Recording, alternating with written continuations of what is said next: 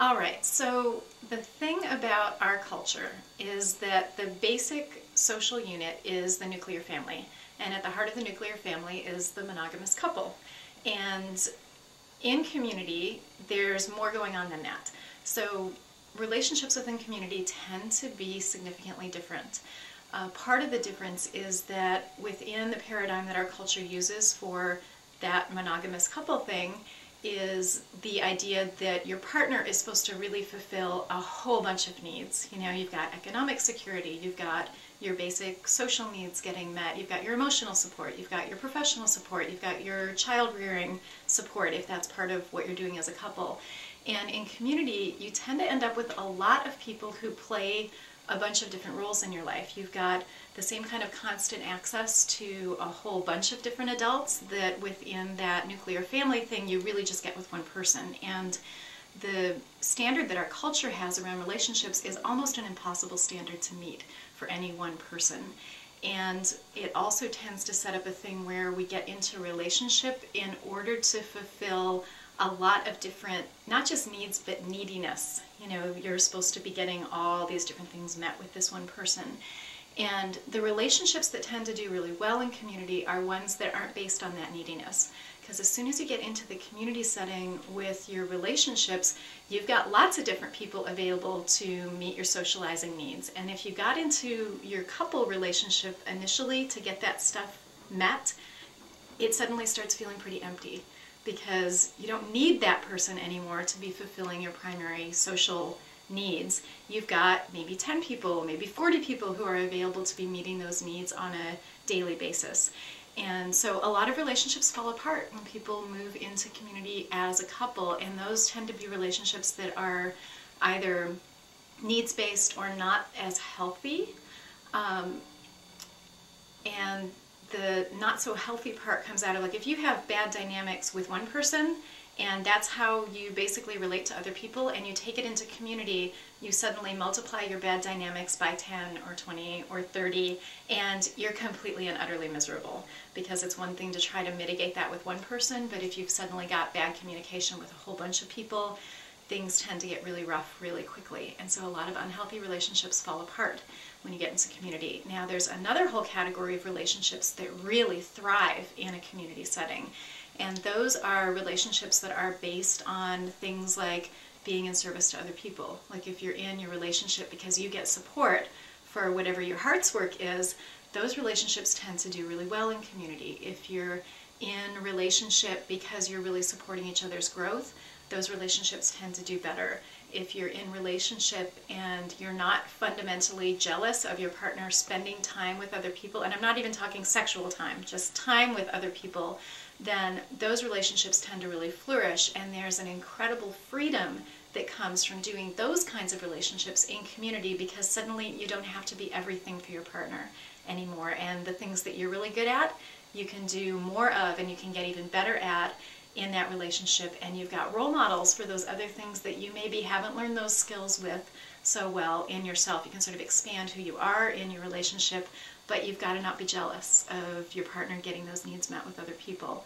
So healthy relationships do really well, and unhealthy relationships tend to melt down really fast in a community setting. So that's my basic take on how couples operate, and it's basically because community is a different paradigm for what the basic social unit is than nuclear families are. It's just a fundamentally different way of coming at things. And you can still have nuclear families within community that can do really well, but they've got to be motivated by different things than what our culture tells us we're supposed to be getting from our standard couples. So there's also this really amazing thing that happens for parents. I have a son who's now almost 12 years old, and he's been pretty much raised in community for his whole life. So when it comes to the parenting stuff, I'm speaking from direct experience with this one. And one of the things that happens in community is that just like our extended family networks used to function, where you had access to aunts and grandmothers and grandfathers and all of these other people who had been through child rearing, and you could kind of lean into them and they could help you out in tough moments. They could help you understand what was happening with your kids. Community provides an opportunity to do that where you don't necessarily have to do it with your blood family. And part of what that means is that you can do it with people that your values aligned with, not just related to. And so one of the stories that I tell about my son is that when he was between like 6 and 8 months old, he had a series of febrile seizures. And for a parent, I mean, febrile seizures are not dangerous, but they are scary as hell. I mean, suddenly your tiny baby who cannot speak yet is in full-blown seizures, and it's really awful to watch. And when we were going through that with my son, we were living in a communal building where there were 5 other moms readily available. And so in the middle of the night, when he started having seizures, I would send his dad to go get somebody else, and it was literally, we had this group of moms who would just show up in the middle of the night and sort of hold vigil with us while we waited for him to get through it, and then while we waited for him to really come back to consciousness afterward.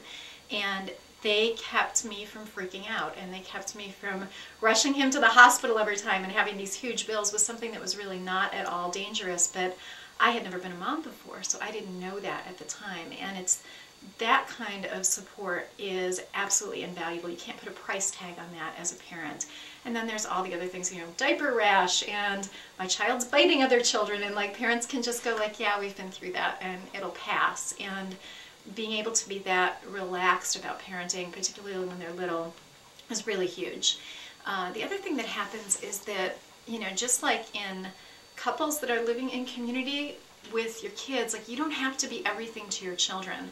You know, when your kids are 6 months old, like they think you're God, goddess, whatever. I mean, they've got this perception of you that you are like larger than life and everything. And as they get older, they start to have a whole bunch of different needs and interests that it's really impossible for 1 or 2 people to be able to really thoroughly meet them with. And so when you've got access to 20 adults, like different adults can take on different kinds of relationships, and what you end up with is a really full, not really parenting, but a really full adult-child connectivity that happens in community that's pretty unusual. And again, people can get that in cultures where extended families are more of the way we do things, but we don't do them that way anymore. It's really about these 2 people are responsible for these children, and to be able to have access to other parents is really great.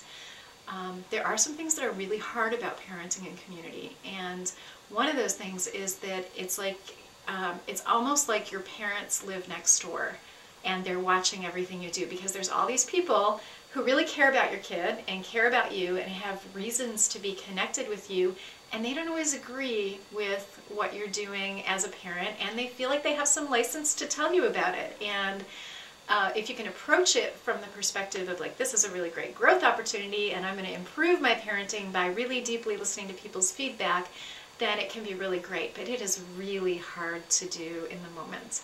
And there's just a little bit of tension that I think is there for most parents in community that's pretty unending, pretty constant. So that thing is hard. And, you know, the other thing is that challenging stuff can still happen. I mean, abuse still happens. It's not like living in community is some kind of a silver bullet where your kids are absolutely going to be safe and, you know, nothing bad is ever going to happen and no challenging dynamic is ever going to happen. What I do think community has going for it, though, is that really difficult situations, like really nasty abuse, tends to not last because it's really hard to have secrets in community. And so I think that things get interrupted more quickly, but sometimes people relax too much and open the door for bad things to happen to their children more, because it's like, well, of course I can trust everybody absolutely, even if it's a community where there's strangers coming through constantly and you've got a constantly changing cast of characters. There tends to be a little too idealistic of a relaxation that happens for a lot of parents in community. And I don't think bad things happen any more frequently in community, but they can still happen. And it's, I think, almost harder to take when something like that happens in community, because you have so many hopes that get triggered for people when they move into a community situation. Like, now I'm going to have this idyllic life, and suddenly something really bad is happening with your kid, and that's really tough.